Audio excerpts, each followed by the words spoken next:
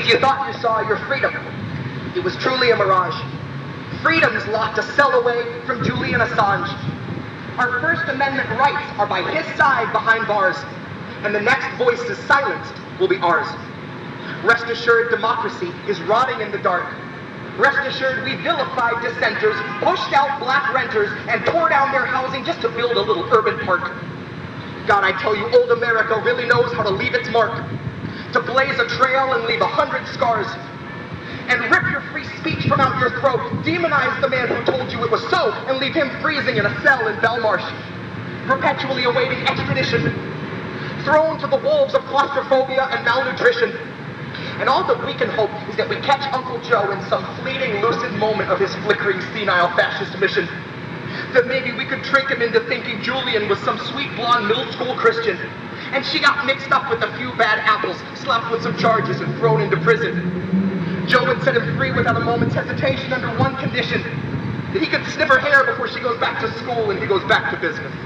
But if Joe just had his shots, then we haven't got a chance of getting past his black and white vision, of getting past his gut reaction to appease all of his donors' sick requests and shape policy and law around corporate-mandated decisions. So really, all along, I think Julian was one man standing in a tempest with the fearlessness of true conviction.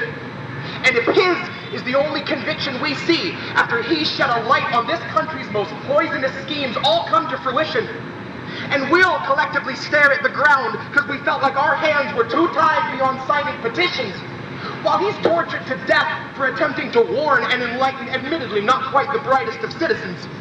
And half of this country just won't take the time to uncover the truth, or they just don't mind, so they're quick to dismiss it and say it's a difficult position.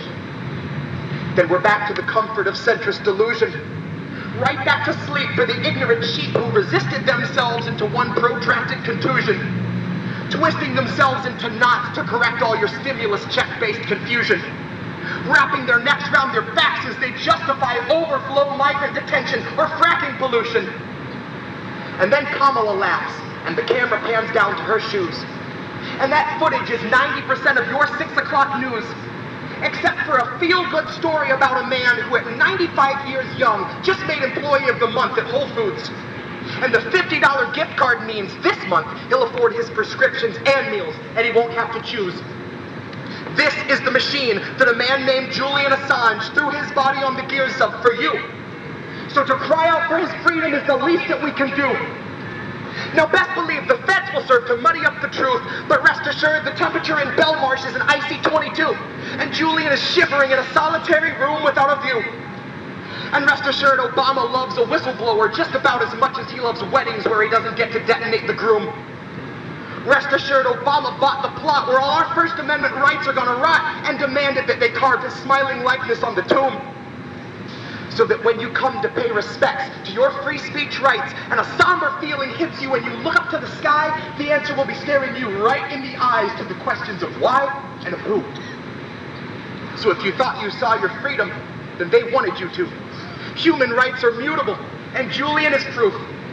Our First Amendment rights are stuck in solitary too, and the next voice silent might be you.